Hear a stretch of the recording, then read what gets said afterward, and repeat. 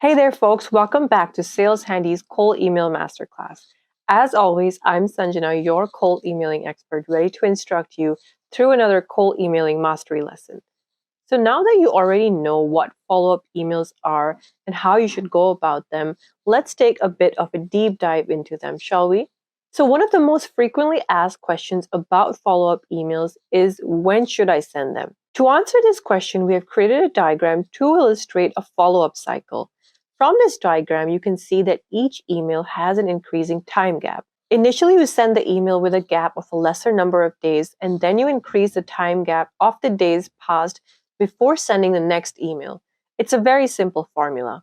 The key here is that you should have at least a total of 7 touch points before you decide to close your follow-up cycle.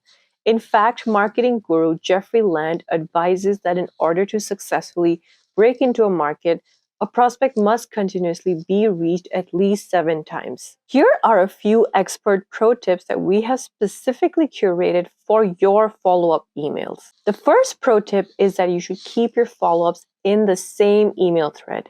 If you start a fresh thread each time, it can impact your deliverability. Additionally, having a thread allows recipients to have proper context from your previous emails and also makes it appear like a human is following up. If you start a new thread every time you send an email, there is a chance your follow-ups could land in the spam folder despite the initial email being sent to the primary inbox. ESPs monitor the behavior of recipients when interacting with emails. And if a recipient has not opened your previous emails, then the follow-up will land in the spam folder. The second pro tip is about personalization. We're all aware that when it comes to cold emailing, personalization is the thread that pulls everything together. Incorporate as much personalization as you can. Depending on the prospect, there are several levels of personalization, so choose wisely. You can choose to discuss their pain points, current events in the industry, interests, competitors, and etc. Including incentives and discounts just for your prospects is another method to add some customization. Here is an example.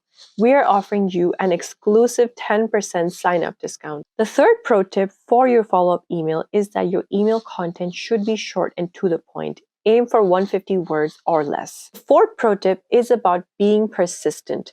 Persistent is necessary to get results from your follow-up cycle, but moderation is, of course, key. Don't spam prospects with emails. Make a follow-up cycle and give enough time in between emails to avoid coming across as aggressive. The fifth pro tip is that you should adjust your campaign to the prospect's time zone for the best results. In order to approach them at the right time, analyze when they are the most active. Lastly, if all of your efforts are still not eliciting a response, then try to find somebody else in the organization to reach out to. Chances are they could be far more receptive to your offerings. So this is everything that you need to know about follow-up emails.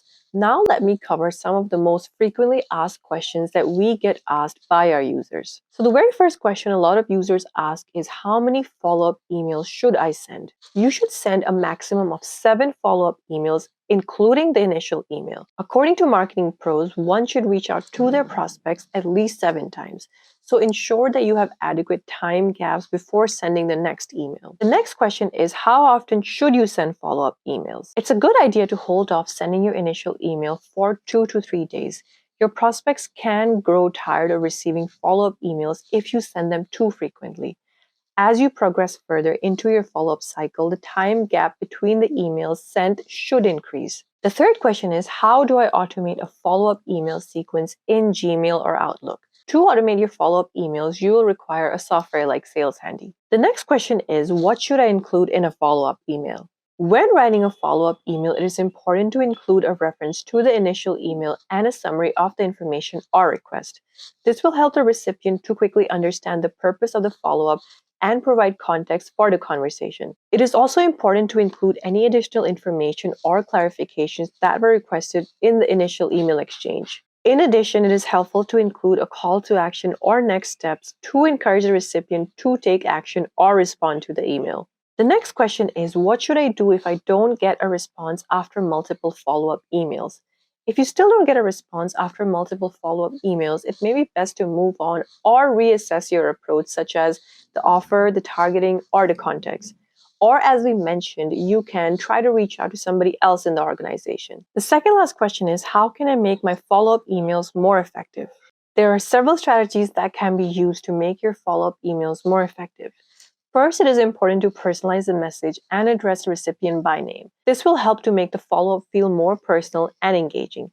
Second, it is helpful to use a clear and concise subject line in the first email itself that accurately describes the purpose of the email.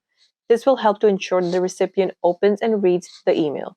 Third, it is important to keep the email brief and to the point, as long emails can be overwhelming and difficult to read. Finally, it is helpful to use a friendly and professional tone to maintain a positive relationship with the recipient. The last question is, can I use a different subject line for my follow-up email? Yes, you may use a different subject line for your follow-up email. However, this is not the best practice for cold emailing as it can confuse the recipient.